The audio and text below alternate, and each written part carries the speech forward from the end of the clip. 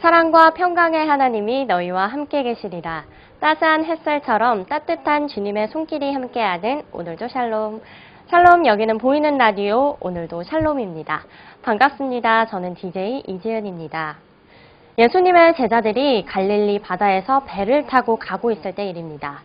예수님께서는 바다 위로 걸어서 제자를 향해 오고 있었습니다. 그 모습을 보고 깜짝 놀란 제자들은 유령이라 생각하며 무서워 떨며 소리를 질렀습니다. 그때 예수님께서는 나니 두려워 말라 말씀하셨습니다. 베드로는 용기를 내어 말했습니다. 만일 주님이시거든 나를 명하사 내게 오라 하소서. 예수님께서 베드로에게 오라 하시자 베드로가 배에서 내려 물 위로 걸어서 나아갔습니다. 하지만 그때 깊은 파도와 강한 바람을 보고 두려웠던 베드로는 물속으로 빠져버리고 말았습니다. 주여 나를 구원하소서 라고 말하는 베드로의 손을 붙잡으시며 예수님께서는 말씀하셨습니다. 믿음이 적은 자여 왜 의심하였느냐. 그리고 예수님과 베드로가 배에 함께 오르니 바람이 그치고 파도가 잔잔해졌습니다. 늘 두려움 속에 있을 때 우리는 하나님께 손 내밀면 도와주신다는 사실 믿고 그 능력을 구해야 될 것입니다. 오늘은 이렇게 온갖 두려움 속에서도 하나님의 손을 놓지 않은 소중한 사연들이 기다리고 있습니다. 사연 소개 앞서서 신청 방법 빠르게 말씀드릴게요. 보이는 라디오 오늘도 샬롬은 성도님들의 귀한 간증과 사연 그리고 은혜로운 찬양들로 만들어집니다. 지금 아래 보이시는 번호로 문자 혹은 카톡 보내주시면 되는데요.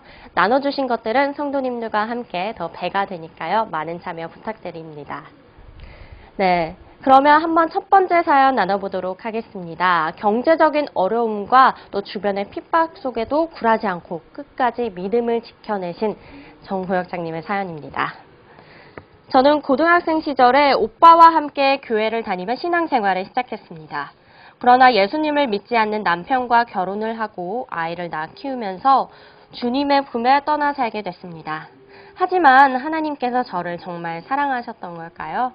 큰 아이가 8살이 되었을 때 이웃을 통해 말씀이 뿌리내리기 시작했습니다. 하나님께서 저에게 말씀에 무조건 순종하시도록 거룩한 구역장의 직분을 주셨습니다. 하지만 봉사를 하고 섬기며 열심히 주님의 길을 따르는 그 길은 순탄치만은 않았습니다.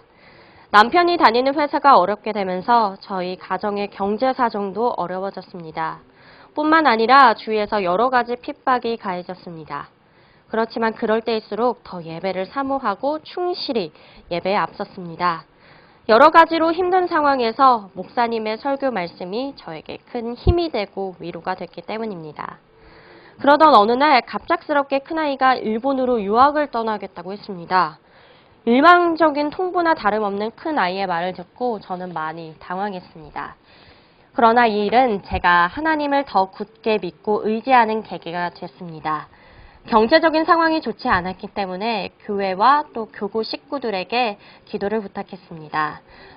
저도 함께 기도에 빠짐없이 참석하면서 하나님의 도우심을 바라며 기도했습니다. 1년 동안 그렇게 열심히 기도했더니 하나님께서 환경의 문을 열어주셨습니다. 큰아이가 장학금을 받고 경제적인 어려움 없이 공부하도록 섭리해 주셨습니다. 이뿐만이 아닙니다. 유학을 한 후에 받은 재능을 마음껏 발휘할 수 있는 일을 주셨고 직장에서 높여주셨습니다. 큰 아이의 기도 제목이 응답받고 난 후에는 새집 장만에 대한 꿈을 갖게 됐습니다. 매번 큰 집에서 구역 예배를 드릴 때마다 우리 집도 지금보다 넓은 것이라서 많은 성도님들을 모시고 마음껏 하나님께 예배드리고 싶다라는 마음을 주셨기 때문입니다. 하나님께서 바랄 수 없는 중에 바라게 하셨습니다. 그리고 불가능할 줄 알았던 이 소망이 하나님의 은혜로 이루어졌습니다. 그 과정에서 좋은 것으로 소원을 만족해 해주시는 하나님의 놀라운 계획과 섭리를 체험했습니다. 아무것도 염려치 말고 오직 모든 일에 기도와 간구로 너희 구할 것을 감사함으로 하나님께 아뢰라. 이 찬양이 저의 삶의 고백이 되게 하시니 감사합니다. 또 하나님께 영광을 돌립니다. 할렐루야 하시면서 사연 보내주셨습니다. 네, 감사합니다. 주위의 여러 가지 핍박에도 말씀을 끝까지 붙들고 믿음을 지켜내시고 또 간절한 기도를 통해서 하나님의 섭리까지 체험하셨는데요. 간증을 통해서 하나님의 풍성한 은혜가 우리의 마음에도 전해지는 것 같습니다. 이제는 성가대에서 찬양으로 봉사하고 계신다고 하는데요. 하나님의 사랑을 더 많이 느끼실 것 같습니다. 부럽습니다. 이제는 또 하나님께서 주신 넓은 집에서 많은 구역 식구분들과 함께 구역 예배도 드리시겠네요. 네, 이렇게 바라는 것이 개인의 욕심이 아닌 하나님의 일을 위한 거룩한 욕심이기 때문에 하나님께서 부족함 없이 응답해 주신 것 같습니다. 앞서 언급됐던 은혜와 진리 찬양 357장 아무것도 염려치 말고 들은 다음에 다음 간증으로 이어가겠습니다.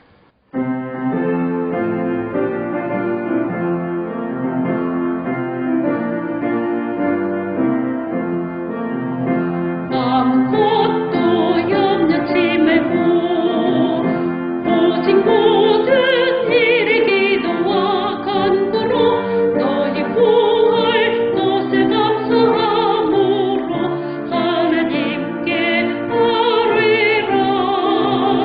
아무것도 염려치 말고 오직 모든 일에 기도와 간구로 너희 구할 것을 감사함으로 하나님께 아뢰라. 그리하면 모든 지각에 뛰어난 하나님의 영광이 그리스도의 손에서 너희 마음과 생각을 지키시리라. 아무것도 염려치 말고 오직 모든 일에 기도와 간구로 너희 구할 것을 감사함으로 하나님께 아뢰라. 네, 이어서 두 번째 사연 나눠보도록 하겠습니다. 믿음이 부족한 신자에서 이제는 남편분과 함께 전도상까지 받으셨다고 합니다. 어떻게 이렇게 믿음이 자라나게 되셨을까 참 궁금한데요. 네, 구역장님의 사연 한번 나눠보도록 하겠습니다. 남편과 결혼하기 전 청년 시절의 남편은 무척 착하고 성실해 보였습니다. 그래서 저는 다른 조건은 생각하지 않고 결혼을 결심했습니다. 그런데 막상 결혼을 하고 보니 남편은 한 직장에 오래 다니지 못하고 자주 옮겨 다녔습니다. 그래서 우리 집의 가정은 늘 불안정하고 경제적인 어려움을 겪을 때가 많았습니다. 이후로 남편은 안정된 직업을 갖게 됐지만 세상 친구들과 어울려 지내고 또 낭비가 심해져서 저희 가정의 생활 형편이 나아지지가 않았습니다. 더욱이 제가 교회에 다니는 것을 매우 싫어하는 시댁과의 갈등은 저를 더 힘들게 했습니다. 그럴 때 저는 구역 예배에 참석하면서 성도님들과 교제하는 것이 제게 큰 위로가 되고 힘이 됐습니다. 하루는 구역자님께서 교회 성령 충만 기도회가 있으니 같이 참석하자고 권유하셨습니다. 이렇게 기도회에 참석하면서 찬송가 405장 나 같은 죄인 살리신 찬송을 부르면서 눈물을 흘리며 기도했습니다. 아픈 심정을 하나님께 토로하며 간절한 마음으로 나아갔습니다. 이날 저는 진정으로 하나님 앞에 회개했습니다. 그러자 강하고 담대함을 주셔서 시댁 가족의 핍박을 두려워하지 않게 됐습니다. 시댁 식구들에게도 담대히 복음을 전하기 시작했습니다. 그리고 무엇보다도 남편의 변화를 바라며 힘써 기도했습니다. 남편에게 어떤 변화의 징조가 없어도 낙심하지 않고 하나님의 때를 기다리며 전도하고 기도하기를 쉬지 않았습니다.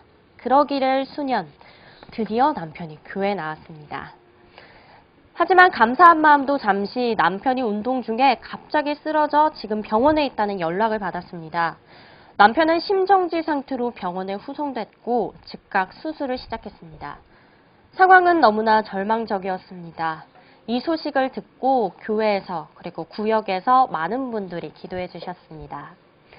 깨어날 기미가 없던 남편이 7주 만에 하나님의 역사하심으로 의식을 회복했습니다.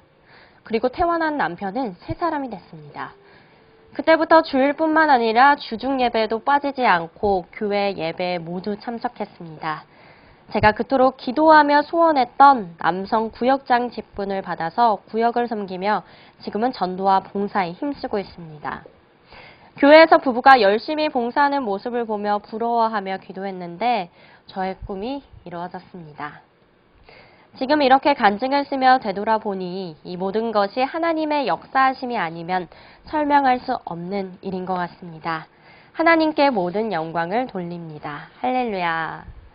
네, 이렇게 사연 보내주셨습니다. 남편분께서 갑자기 심장마비라는 소식을 듣고 병원을 달려가시는 길에 얼마나 기도를 많이 하셨을까요? 정말 청천벽력과 같은 소식일 것 같은데요. 하지만 이러한 아픔을 딛고 더욱 열심히 직분에 헌신하셔서요. 이번에 남편분과 함께 구역장님께서 전도상을 받으셨다고 합니다. 우와! 그 감사함이 얼마나 마음속에 넘쳐나셨을까요? 하나님의 기적과 같은 사랑을 간직하면서 열심히 전도와 봉사에 힘쓰시길 소망하겠습니다. 네, 그러면 앞서 간증에 나왔던 찬양 한번 들어볼까요? 찬송가 405장이죠. 나 같은 죄인 살리신 듣고 오겠습니다.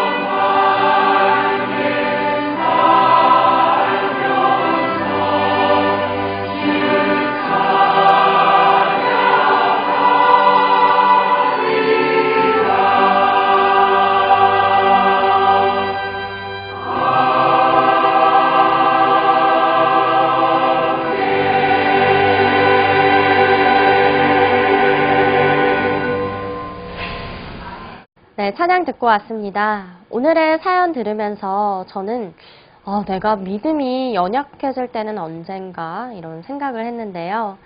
때로는 우리는 자신이 처한 환경만 보고 믿음이 연약해져서 낙심할 때가 있습니다. 하지만 우리의 손을 꼭 붙잡아 주시는 주님을 잊으면 안 되겠죠? 바다 위를 예수님과 함께 걸은 베드로처럼 우리에게 어떠한 환경이 와도 오직 예수님만 바라보며 나아가야겠습니다. 오늘의 간증 어떠셨나요? 네, 이제 오늘도 샬롬은 어느덧 인사드릴 때가 됐습니다. 오늘 방송을 보시고 느끼신 소감 혹은 오늘도 샬롬에 하고 싶으신 말씀들, 더 나아가서 사연과 간증, 찬양까지 모두 보내주세요. 함께 만들어가는 프로그램이니까요. 나눠보도록 하겠습니다. 네, 그러면 오늘도 샬롬 아래 보이시는 번호 잊지 않으셨죠? 네, 그럼 인사드리도록 하겠습니다. 사랑과 평강의 하나님이 너희와 함께 계시리라. 따스한 햇살처럼 따뜻한 주님의 손길이 함께하는 오늘도 샬롬.